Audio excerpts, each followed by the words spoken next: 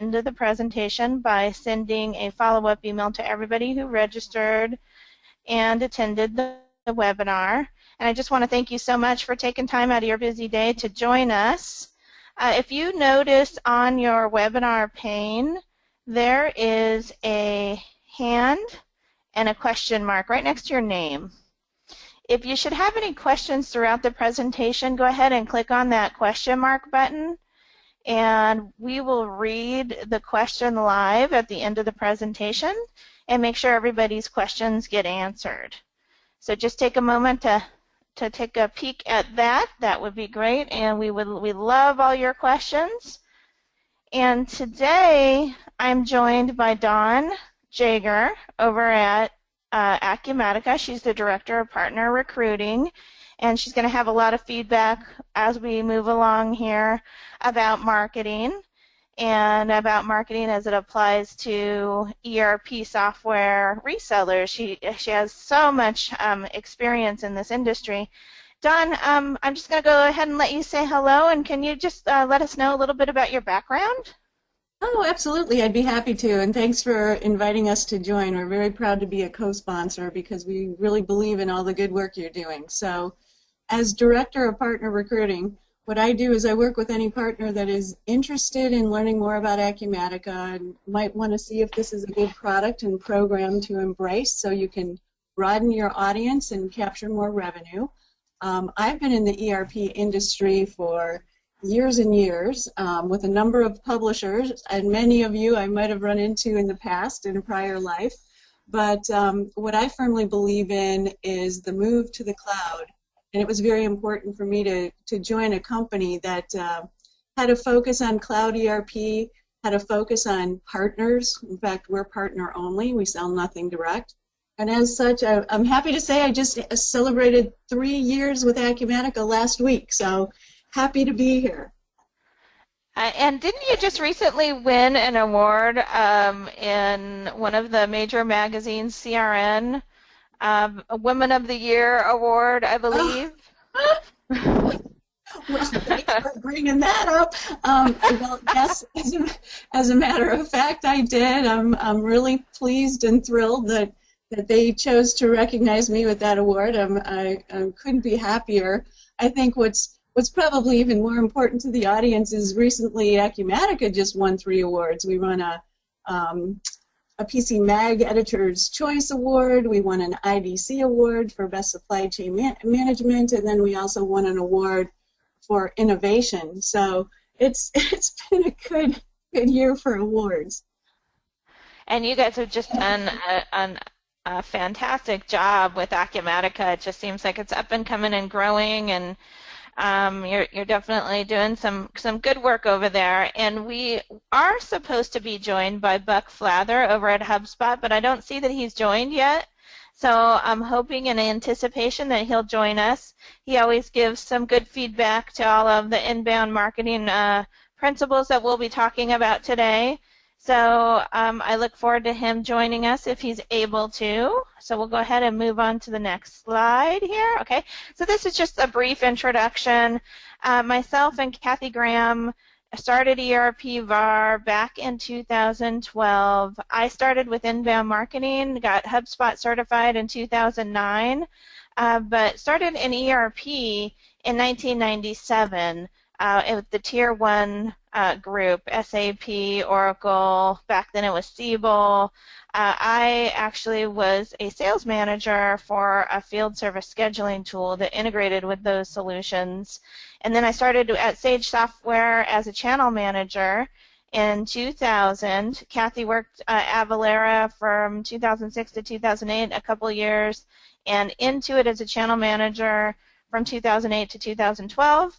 And I worked for a channel partner from 2005 to 2009, but a few channel partners under his umbrella where I helped them with sales and marketing. So I just started my own company in 2009, got HubSpot certified, as I said, and been working with ERP VAR from 2012 to the present. And ERP VAR is a great place where all kinds of ERP software resellers, no matter what developers that you work with. You could be Intact, you could be Acumatica, Dynamics GP, SAP Business One. Our goal at ERP VAR is to publish one expert guest blog every day from our participating community. And what that does is drive traffic and search engine optimization back to ERP VAR. And that's what we're going to be talking about today. We really try to get the community to participate. And it's sometimes in this search engine optimization ERP VAR world, it takes a village. So that's what we're building at ERP VAR. Some of our clients are V Technologies, which is a third party for shipping software, Scanco, which is a third party for Sage 100 warehouse management. APS Merchants does credit card processing. Clients First, which is another partner nationwide, E2B Technologies, and many more. I think we have about 180 clients right now that are participating on ERP VAR. So the agenda of today is going to be how do we get those thousands of readers to your blog? That is the question of the day. So we're going to be talking about ways to do that is determining who is reading your blog. You want to produce posts, obviously, that are going to attract your target audience. So really knowing your target audience is key. And getting the most from each post. So if you're going to be doing this blogging, and it's important to blog, first of all, but there's not really a lot of point in blogging if you don't know how to blog to reach your target audience, and then to pull that target audience in from the search engines is really the goal. So before you blog, you want to make sure you're getting the most out of each post. So in doing so, you need to do keyword research and insert keywords in the right places for search engine optimization to get the most from every post. And we also want to be converting those casual blog readers to loyal subscribers. And I'm so happy to say that Buck is on the call with us. Buck, are you there? I am. Sorry about that. I was running across the street and got delayed on trying to get in here. Sorry about that, guys. I appreciate you having me on the call, though. No problem. We so appreciate you being on the call. We know HubSpot is a growing company, and you're probably juggling a lot of balls over there, so we really appreciate your time here today. Buck, could you just kind of tell us what your role is over there at HubSpot? Yeah, for sure. So I've been at HubSpot for about 8.5, almost 9 years now. Seen it grow from a very small company up to the public company that it is today. My direct responsibilities are working and managing our partner channel. So folks like ERP VAR and Adrian's team, working with them to help facilitate any and all of their HubSpot interactions and helping them to leverage inbound and helping their clients and customers drive results. All right, thank you for that. So we'll move along here and get right down into all the detail here on how to get you those readers.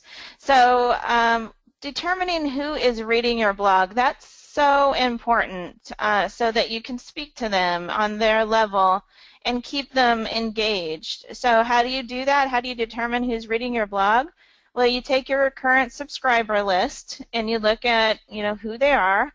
And they would also ideally be your target customers, right? Because they're coming to your blog, they're consuming your content, and those are the folks that hopefully one day will turn into an end user for you. So interviewing those and getting to know those is key. Look through your contact database to identify trends. So look at what happens when a contact comes into your database. What is it that they're converting through? What forms, what call to action did they click on to become a contact in your database? And then maybe look at the customers in your database and the transition from becoming a contact to a customer. Did they read a few white papers? Did they come to a couple webinars? What transacted in between just becoming a contact or a subscriber to your blog and then becoming a customer? So identify those trends and understand those trends between your different target markets, and follow what seems to be working and converting those contacts to ultimate customers. So use your website visitor conversion forms. So you want to make sure your forms are populated with those questions that can capture important buyer persona information, and that the forms can change throughout the buyer's journey, throughout the buyer's funnel. So maybe your first form captures their email, and then your second form is giving something maybe a little bit more valuable away, like a white paper. So now you're able to capture, hey, what's your company size? Maybe you want to put what's your favorite social media. And then so you can make generalizations about the different types of customers that you serve best based on the collective information you're gathering. So it's definitely a process. And then so you can also, by using that persona information, understand what types of content these readers are going to be engaged with and most interested in. And Buck, you can pop in here anytime you have something to add. Yeah, it's actually kind of a good point that you bring up last, right? Is essentially what you really want to be doing with your good, consistent content. Easiest way is that Adrian's talking about is in the form of a blog, right? The things that you want to be asking yourself as you're creating that type of content is, what question or what pain point does this solve or answer for my target audience or my target persona, right? What you don't want to do is, hey, here's the speeds and feeds, or this is what we do as a company, but more talk about the situation or the issues that your target audience or your best, persona is really out there doing a search for. That's what they're looking for answers on. It's what affects them, not, hey, what is about you as a company. It's about them. You always want to be answering the question, how is this solving for the customer? How is this adding value to them? Great point. Okay, so some interview questions. These are some examples. Obviously you know who they are. Where do they work? What do they do? What do they want to accomplish in their job? What motivates them? What content do they like to read? What publications do they like to read? Maybe they like to read People magazine, or maybe they like to read other magazines that don't have anything to do with the ERP industry, but this kind of gives us a window into their soul. Maybe they like to ski. Maybe they like to read skiing publications. Maybe they're surfers. Just getting to know your target market so that you know what kind of aspirations and what motivates them to want to be compelled to click and read your blog. So do they participate in social media? That's a great question. And if you can dig down and see which social media they participate in, and if they're members of any LinkedIn groups, and those LinkedIn groups might have thousands and thousands of members, if you can get some consistency in your interview questions among your subscribers or your target customers that you're interviewing, then you know that you're always going to want to be posting the blogs that you're writing for this target market to the right groups and the right social media that they participate in. And I think, Adrian, just to add to that, the section or the bullet point around what motivates them, right? Really looking at what motivates them professionally. Certainly, if we have two different personas, one is the CEO of a company, one is maybe a developer, to use one scenario, right? Those two personas are interested in totally different things. They are motivated by different types of content. They're looking for different types of answers that you may very well have both of the answers for both of them, but you need to know who they are and what really is driving them in order to know what sort of content to put in front. Excellent point. Okay, so We want to produce posts that attract our target audience. So we want to write about topics that our audiences are actually searching for in the search engines, right? Because our aspirations are that this blog that we write is going to achieve popularity in in social media. It'll be liked, commented, and shared. Therefore, there'll be links coming back to the blog from social media, and it may even be attracted to large authority websites like Tech Target or PM Stack Exchange, websites like Software Advice that post information, compelling information about ERP software that have high authority in their own rank, that point back to your blog because it is authentic and it talks about something on an expert level that they want to reference in their material via a hyperlink. So when you get all of those things pointing back to your blog, social media, shares, comments, likes, and other high-profile websites, then you're achieving search engine optimization because you've written your blog right in the first place for those keyword terms that we spoke about. So always be writing your blog before you publish it, right for what your target audience searches for a specific term or phrase. So you want to make sure your forethought is that this blog is going to be indexed in the search engines. That's why I'm writing this blog. I'm not just writing this blog to post it to social media, although that's, what's going to get it into the search engines. I'm writing this blog so that when my target audience does a search, they're going to find my blog for this specific keyword term. So you want to write your post based on the keywords that they're searching, and then you will get organic search traffic to your blog.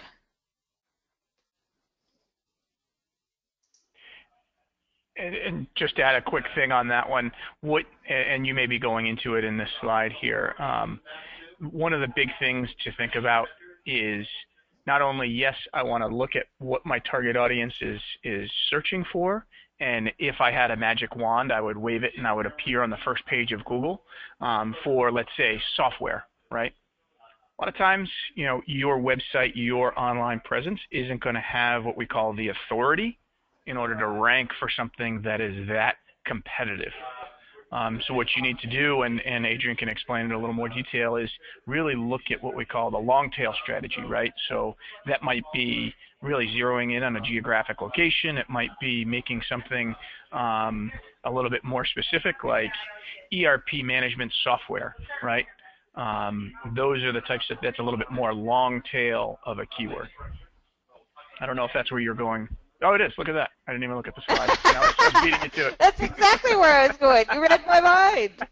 So based on your knowledge of your buyer personas, you want to choose keywords or topics that your audience may search for. So, ERP software, okay, that's done and gone. That, we have the high-profile websites that have already taken that term. That's going to be very difficult to overtake those websites because they've been in business for years and years and years, and they already have high page rank themselves. So you may, appear on page 3 of Google or the search engines, but it's not something that you really want to try and get because you'd have to duplicate the strenuous efforts of those other websites in getting your page rank authority as high as theirs, and then do all the work that they did to attain ERP software. But at the end of the day, they've had it for longer, so that's authority in itself. So it would be fairly difficult to knock them out of their space for ERP software. So if you maybe go for ERP implementation strategies, now that there's a lot of searches that are going on for ERP implementation strategies because there is a few different ways you can implement ERP, and people want to be successful for ERP implementation strategies. So instead of going for ERP software in your blog, you can talk much more about ERP implementation strategies, and then those types of articles are much more compelling to those high page rank authority websites that want to write about ERP implementation and then reference your material in a hyperlink back to your blog, which gives you authority about ERP implementation strategies, because you are supporting what they are saying. You're reinforcing them and giving them authority in, your article, because they might be talking about big bang versus phased in approach or something, and your article elaborates on that a little bit or maybe supports what they're saying. So ERP implementation strategies is going to be a much easier keyword than ERP software, but also searched by your target market. So that's just a quick example of, I don't know your target market. I haven't had any of those interviews with your target market, but I would assume with my experience that you'd be similar to ERP VAR, or your goals might be, and our target market definitely prefers content about ERP implementation, ERP mistakes to avoid, things of that nature. And if anybody's interested in more of if they feel like reading a book, there is a fantastic book that really goes into detail on this whole philosophy of what we call the long tail, and it's actually called that, The Long Tail. You can look at it. I think it's $10 on Amazon, and you can check it out. But definitely worth a read if you're interested in more of the strategy that Adrian just was talking about. So we also want to look at identifying blog post types that your personas like best. So you need to try a few things in marketing and then stick with what works. Some personas might enjoy looking at an infographic more than a blog, or might want to go through a SlideShare or a podcast or watch a video, or they like that original authentic data that you provide. Some blogs might do well with inspirational quotes, but every target market is a little bit different, and it's understanding what your target market likes and sticking with it. And in order to understand what your target market likes, you have to try a few different things. You just have to understand how many views you're getting on all your blogs, how many conversions you're getting, and stick with that format. Buck, did you have anything to add here? The only thing I think is, and you kind of hit on it, is in marketing, it's never stagnant, right? You never want to kind of set and forget something. You always want to be testing and refining and trying to make things better. So that's a big thing, and I think really some of the philosophies and things that you talk about, Adrian, really allow you to test things out and do some experimentation because you actually have the data behind it. So, hey, I try one thing. What effect did that have, right? In the prior, kind of traditional model, it was, hey, we go to this trade show. I don't know, maybe the phone rang a little bit more, maybe it didn't, and that's how you gauge success of something. Now with this, I have the data. That's the big key difference here, is making decisions and business decisions based on the numbers and what people are actually doing, versus, hey, my gut feel tells me that newsletter that we sent out via snail mail got more people to give us a call. Always be testing. Underline speaking. So each time we write a blog, we want to keep these 4 questions in mind as we're writing the blog and make sure we stay on track. So what are your buyer personas actually searching for? As I'm writing the blog, I'm making sure I'm sticking with that keyword, that long tail keyword. For this one blog, I'm sticking to one keyword, and I'm going to optimize this blog for ERP implementation strategies because my buyer personas are searching for that. So what is the intent behind their search for looking for ERP implementation strategies? Well, because maybe they haven't purchased an ERP yet. They have QuickBooks or something entry level, and they need to replace it, but they really don't want to. It's very painful to replace their ERP system. All the employees know the ERP system, but they know that they need to make that big step to grow their company, so they're scared. So when you're writing your ERP implementation strategies, you know that they're scared and they're needing to change to something, because change, nobody likes change. So that's their intent, is that trepidation and change. What problems are they trying to solve? Well, they want to grow their company. For this particular blog, they want to grow their company. They need more concurrent users on the database without it timing out. They need multiple warehouses. It could be a whole host of things. So you know that target persona as you're writing this blog, and you're staying consistent for those problems that they're trying to solve for in writing your blog. So what type of blog post makes them click, read, or comment? Which one of those 10 blog posts that you've tried in the past, that you've tested, makes them click, read, or comment? So that's what you're sticking with when you're writing your blogs. And these are the questions that you're asking as you go forward. Adrian? So Toss? Oh, go ahead. Oh, thank you, Dawn.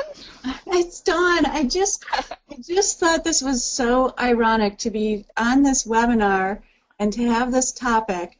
And I have to admit, I did glance at my email, and it was somebody in our marketing team that was just announcing the latest blog post that we wrote.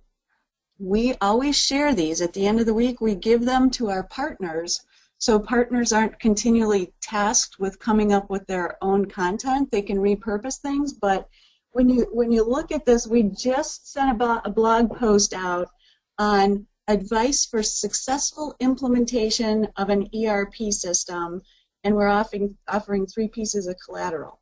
And I thought, you know, how apropos to get that in my inbox right at this exact moment. And I should say also that a little plug for HubSpot. I know we had another marketing automation system we were using that we replaced with HubSpot, and we're right in the middle of an integration between Acumatica and HubSpot. So a lot of good work that we're doing there too, and we appreciate both ERP VAR but HubSpot also as a partner. So just wanted to say that. HubSpot gives you all that insight to the, the views, to the subscribers, to contact conversions, and to those who eventually become customers or evangelists for you, Dawn, because your primary goal over there at Acumatica is to recruit partners. So you want all those partners, and I call them evangelists, reselling your ERP software. So you can see how many evangelists you have in your system, how many customers you have in your system, and what caused them to come originally to your website. Was it this webinar? Was it a press release that you wrote? Was it a blog that you wrote that you put through social media? Did they come from a particular LinkedIn group? And so once you post that blog out there that was written by your marketing department, they're going to be able to have all of those statistics coming back to them that are so key to know that that's going to be a successful blog for them. They probably wrote on similar content before, and they know it works. So it'll bring more prospects hopefully back into your HubSpot, and then you'll be able to track and nurture those prospects. Mm-hmm. Exactly right. So, and then having a tool like HubSpot doesn't have to be HubSpot. We prefer it to be HubSpot, but there are some tools out there that automate the whole process for you, and that's almost key. When you're going to do all of this work, why not have software to automate it? I mean, we all on the line here sell software for a living, and we all know the time savings that automation brings to our customers' businesses. So HubSpot just brings so much time saving, and it just shows you the results, which is, if you're doing the work, you want to see it. So develop a personality that's appealing to your personas. So people gravitate towards brands that they can relate to. So, Red Bull kind of has its own personality. Avalara, HubSpot. Look, I've been HubSpotted. I've been HubSpotted myself. So I think Dawn's been HubSpotted. And HubSpot, Yes. that's like a little personality thing. I love that. That takes a little bit of creativity to come up with that. But and then look at the Avalara. They're all about making sales tax less taxing and more relaxing. So they're on their way to the beach with their surfboard. Red Bull's all about the energy active mountain biker or snowboarder who jumps off 30-foot jumps, and the Red Bull is what gets them there. I love it. It puts their personality and flair, and it resonates with their target market. That's exactly what all three of these companies do successfully, is understand how to make that connection with their target market, with their personality, and write their content in that manner. Yeah, I think you hit it on the head there, Adrian. You want to be writing that content as though you're having a conversation with somebody, right? You're having a very professional, informative conversation with them, not as, hey, we are corporation XYZ, and very stiff. It's very personal. Good stuff.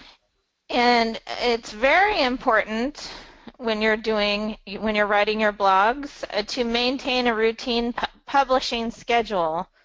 So this is a particular calendar. It's a little light. I don't know if everybody can see it, but this is just a screenshot that I took out of my own HubSpot of May, and this is our publishing calendar for May.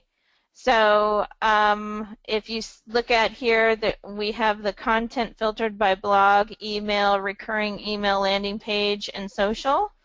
So I can see, on Tuesday, May 3rd, I sent this blog, put your accounts receivable on automation, whatever that blog was, to 55 or more social profiles. I published the blog, and then I sent it out to all these social media profiles. Here's another blog, Microsoft Dynamics GP, helps small businesses, whatever the rest of that blog was. So it just tells you these are Twitter shares. This just goes into detail on what you're doing every day. And HubSpot just keeps this calendar. You don't have to populate it. It gets populated automatically once you do cause an action to happen in HubSpot. So if you want to schedule your blogs out a month in advance, you'll be able to see that you have all these blogs scheduled out to what social medias a month in advance, and you'll see what's going to happen, like, which profiles, which blogs, which emails. Maybe somebody, maybe folks converted on a conversion form, and you have a automatic email going out to them, so you have a recurring email. Maybe you have a big email campaign that you're sending, so all of that will be here. So this is great for management to come in and see that things are actually happening and what's happening at a glance. And this is all clickable. You can click on any of these items and then go right to what it is it's referring to. I think the important thing here is that what this tool really allows you to do is, and something that you don't want to do, is put your content creation. You don't want to put that solely on the shoulders of one or even two people, right? You really want to have the voice of your company heard. So if you can get 3 or 4 people at the company to, let's say, create one blog post a month, right? We're talking about a couple of paragraphs here, 3, 4 paragraphs, not War and Peace. You can use that calendar to keep everybody on track for when their content is due, so that the kind of machine keeps cranking. And so that the executives of the company know that the calendar is being executed on, and nobody has to come and follow up and ask anybody for their content. It's just right there. And the executives should be part of the content machine, if at all possible. Yes. Little plug. If you could get him to do that. So optimizing to get the most from every post, right? So that's key in writing every single blog. So how do we optimize our blog? Well, that's all stuff that we have control of. It's called on-page SEO, and that's how we write our blog. We want to have our keyword in the URL. We want to have our keyword in the headline. We want to keep it really simple. So maybe our target market, when they're not totally into the buyer's funnel yet, they're just at the top of the buyer's funnel, maybe they don't know what ERP software is. A lot of people don't even know what ERP software is. So maybe you're trying to get those people just relatively interested in ERP that don't know what ERP is. Maybe they look at it like accounting software. So you're getting those top of the funnel folks that are kicking the can around, and so you're writing a blog for accounting software selection, maybe. Accounting software is going to be too hard to get again, I'm sure. So you write the blog for accounting software selection rather than ERP. Buck, do you know what ERP is? If you were to have me actually define it, electronic records protocol, I don't know. Something along. I have no idea. Enterprise resource planning. So see, you work for an inbound marketing company and you don't deal with ERP, so you really have no idea what ERP is.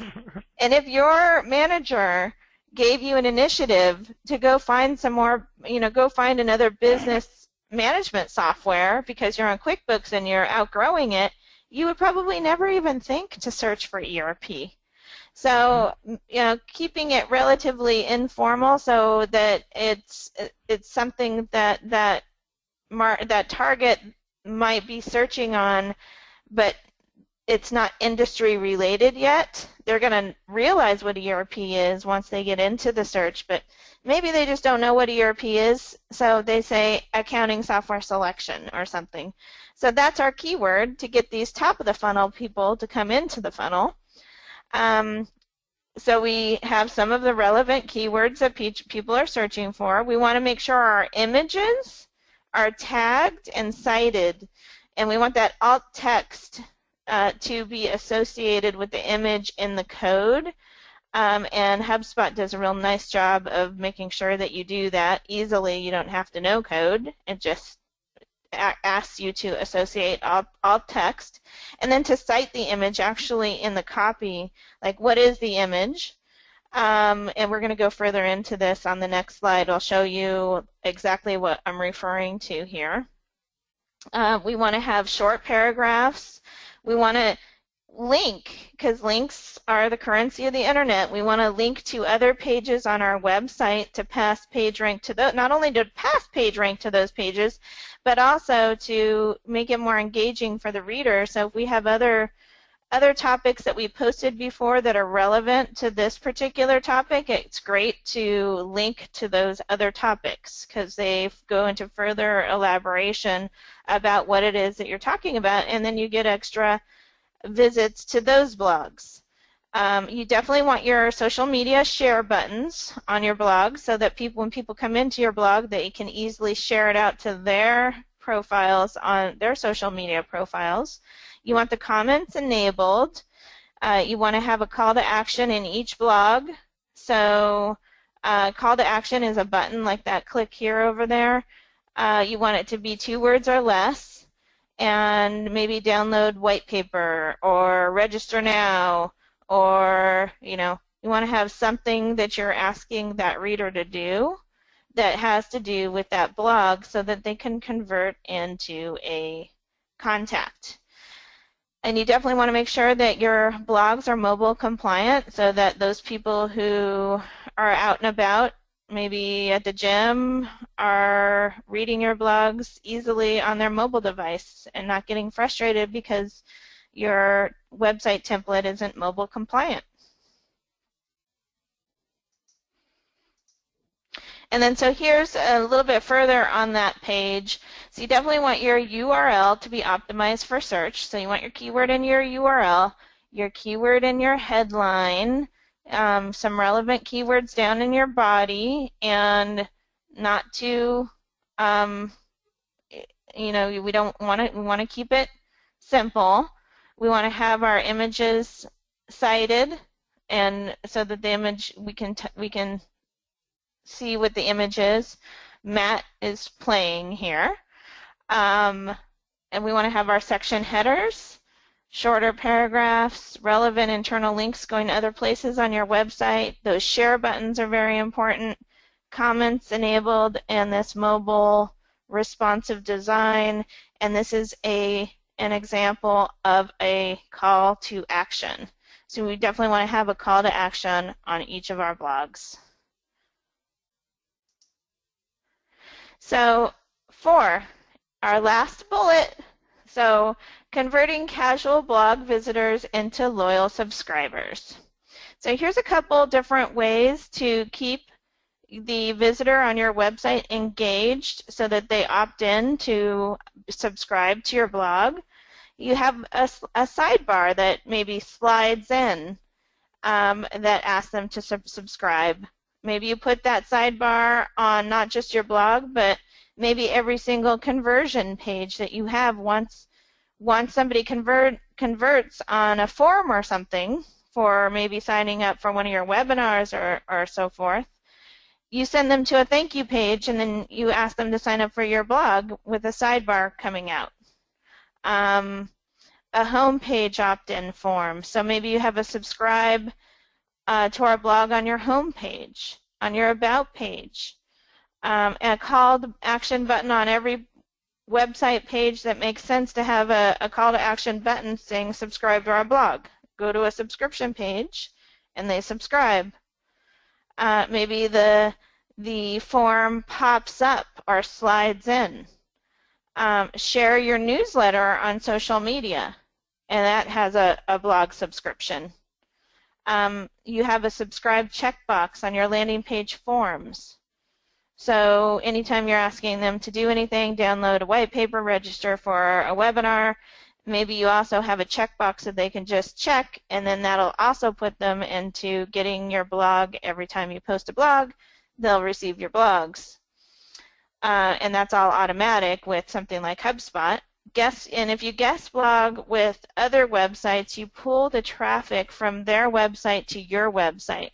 So if you can find websites out there that get a lot of traffic and that have a lot of reach, maybe in social media, that's an excellent way to get more readers to come to your website that's targeted if they're in your industry.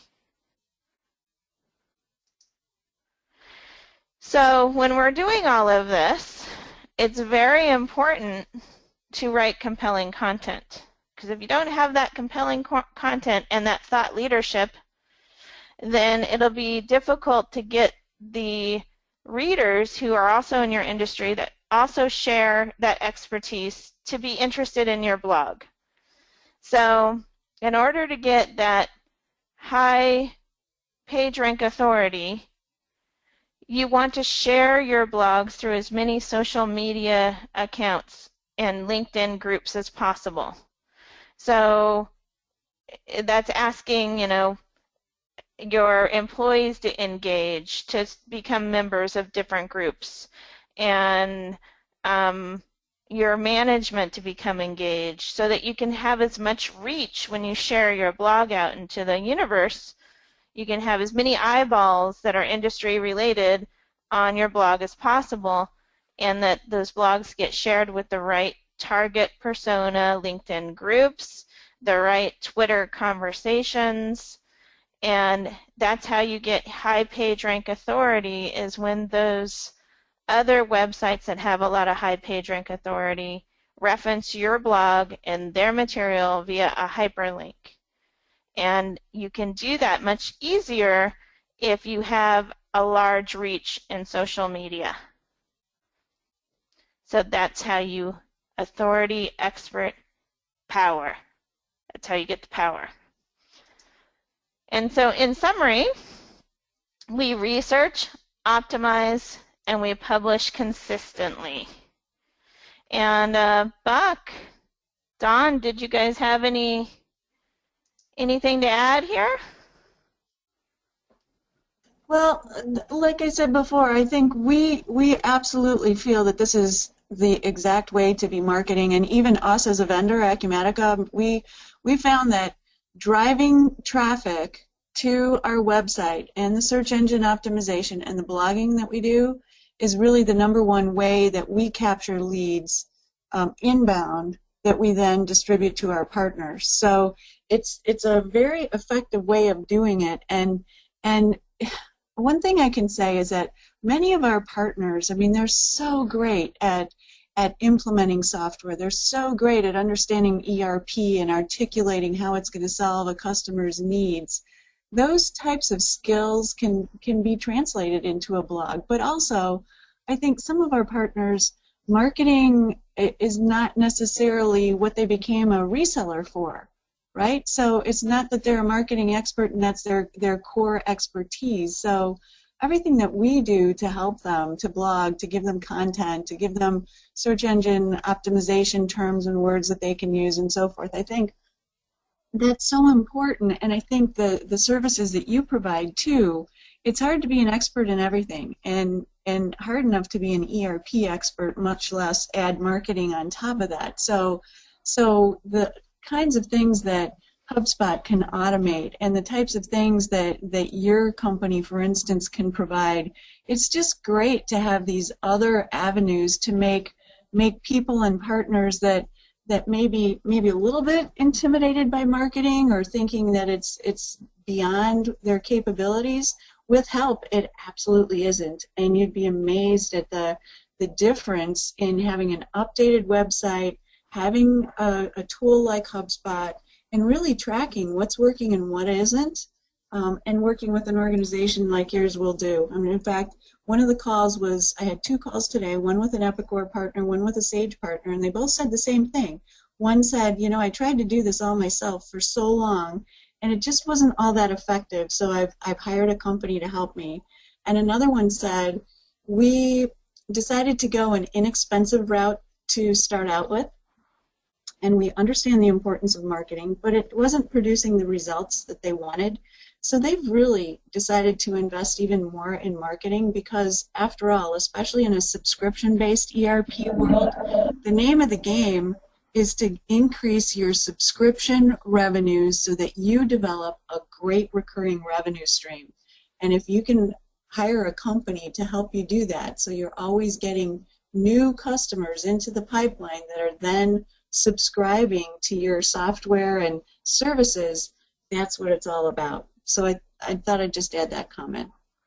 Thank you, Don, for that. And I just want to remind everyone that we have a poll up here, and if you could answer that poll, that would be awesome. Are you interested in learning more about ERP VAR? Just simple yes or no. If we could just take a moment. I see 22% of the audience have voted. So we could get to 100%, that would be awesome. 44%, 56%, 67%. Well, and while they're doing the survey or the poll, maybe Buck has some ideas to add too. Yeah, I think what you had mentioned, Don, was spot on. You know, kind of the value of your time and what your core area of expertise is should be valued, right? So thinking about how you're going to grow your business and what areas you're going to spend your time in and what you're good at is really important to know. And then, you know, really getting at the ability to you know, actually measure the results is ultra important, right? All of the things that we talked about, whether it's creating good, consistent content, optimizing your website, you know, doing those activities without the ability to measure if it was successful or not is very, very difficult, and I would say that it's almost not worth your time, because just doing it doesn't, and if you're doing the wrong things, could have the lasting effects. And I have a brand new poll up there for everybody. Are you interested in learning more about Acumatica? So I see that we're at 29%. If I could just get a few more members of the audience to answer this poll, that would be great. We're at 43%. Thank you for doing that. It's always nice to see. I'm happy to talk to anybody that has any interest in Acumatica. Obviously, confidential conversation, and happy to kind of share some of the things that really set us apart from the other cloud providers out there, which there are many. And these marketing presentations are 100% supported by Acumatica, everybody. So this is the type of treatment that you get when you become an Acumatica partner. They not only bring you in as a partner, but they're going to help you with marketing and advice and knowledge, and bring thought leaders in to help you. I know that they have webinars with thought leaders that they bring in that talk about ERP and ERP implementation strategies, and they share those leads with their partners. So they're very supportive of the partner community, and they're growing, and they obviously know what they're doing because they're doing very well. So I'm going to go ahead and close. What we should do, Adrian, is we should let everybody know if they have any interest that we're doing another webinar on the 28th of June, so next Tuesday, and it's really kind of showcasing 3 success stories that one of our top partners will be talking about, companies that have implemented Acumatica, that she's actually done the implementation, and she'll be talking about what the pain points were, how we solve the needs, and so forth. So that might be of interest to people. I mean, and it doesn't necessarily have to be, it's not necessarily an Acumatica commercial by any means, but it's just an example of how cloud ERP can solve needs and give companies a competitive advantage. So that might be of interest to some of the audience. Yes, and that is available to sign up. If you go to erpvar.com and go to the events tab and scroll down just a little bit, that event, I think, is number 3 or 4 on the list, and you can register right there for that webinar, and that gives you, as ERP resellers, not only insight on how 3 customers won the competitive advantage by choosing Acumatica, but it also gives you insight on how 3 customers implemented ERP, so it, with a successful ERP implementation. So you guys can take tools away from that webinar without having to sign up for Acumatica, or being pressured to. It just gives you examples of, of implementations that really helped substantialize ROI for the company that purchased the ERP. So we've got 50% who have voted for this HubSpot question here. Are you interested in learning more about HubSpot? And if we could just get a couple others to vote, and I think we're like right on time, huh, Dawn? We made it 6 minutes early this time. Yeah, absolutely. In fact, I don't know, did we open it up for questions? Did you see any? Oh, and I'm looking at the questions here, and it looks like we have a question. How easy is it to become an Acumatica partner? What is the process? Thank you, Jake. Oh, okay. Well, it's actually quite simple. It's more about giving you the information you need to ensure that it's the right fit. But we'll talk about competitive advantages, product positioning, the target markets that we go after, and to become an Acumatica partner. Actually, there isn't any fee, so it's really more around us learning a little bit more about your company, what your goals are when you bring Acumatica on, and how we can support you. So a little bit of planning on who you would train and what types of marketing you would do, and can we help you with any existing prospects that you have, and pretty much that's it. It's a real conversational, kind of easy thing once you decide it's the right fit. So that's a great question. Thank you, Jake. Is there an integration between HubSpot and Acumatica? Awesome question. Yeah, that's a great one. So I'll let Buck comment on that too, but I know we right now internally at Acumatica, number one, we use Acumatica, as you might imagine, and we use Acumatica CRM, and we are integrating that with HubSpot. So as far as a commercially available integration, Buck, do you know if there is for sure? I think there is. Sorry, I was on mute there.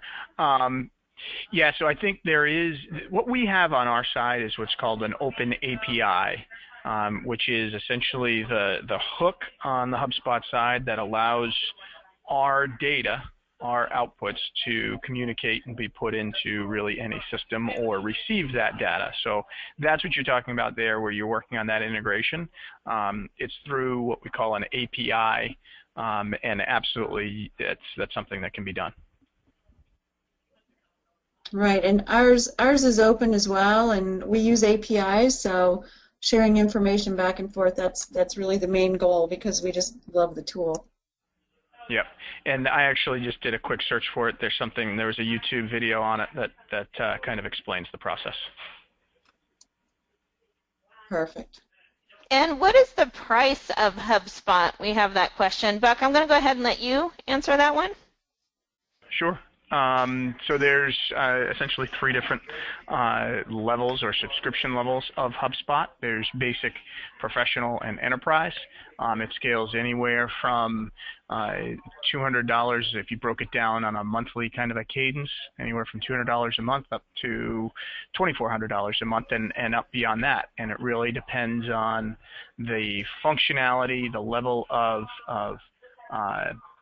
support you need, the level of tools, and really what you're trying to accomplish, whether it's, hey, I have very robust marketing automation needs, or I need a tool that helps me with, figuring out what my content strategy should be, how I integrate that with social, and so forth. So it's really a quick conversation trying to figure out what is the best subscription package for you, and then figure out where you go from there. But those are the kind of the scale, anywhere from $200 to on up. And I just want to remind the audience that there is a question mark button next to your name on the webinar pane if you came in late. If you do have any additional questions, we'd love to hear them. You just click on that question mark button and a dialog box will open up where you key in your question, and I'm happy to read your question live, but I'm not seeing any further questions as of now. And I just want to thank you, Don and Buck, so much for joining me, and thank you, audience, for joining us today. And an hour is definitely, hard to come by during your day, so really appreciate you spending it with us. And Buck has provided me the YouTube link, so I'm going to include that YouTube link in the follow-up email, and it talks about the Acumatica integration. So thank you, everybody, for spending this time with us. Don, Buck, take care. Did you have any further closing remarks? No, that's great. Yeah, go ahead. Yeah, just thanks to everybody for attending. We appreciate it, and we'll look for you in the next one. And the next one's July 28th. Thank you, everyone. All right, thank you. Take care. Bye-bye. Thank you. Bye-bye.